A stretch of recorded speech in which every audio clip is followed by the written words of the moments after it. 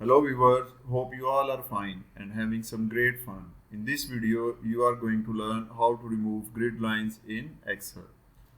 So, to remove grid lines from specific cell, first of all select the cells from which you want to remove the grid lines.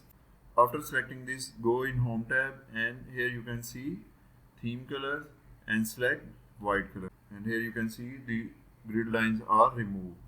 Similarly, if you want to remove grid lines from entire column, select the column and again select the white color and you can see the grid lines of column are removed. And if you want to remove grid lines from a row, select the row and go again here and select white color and you can see all the grid lines of the row are removed. And if you want to remove grid lines from the entire sheet, then go in View tab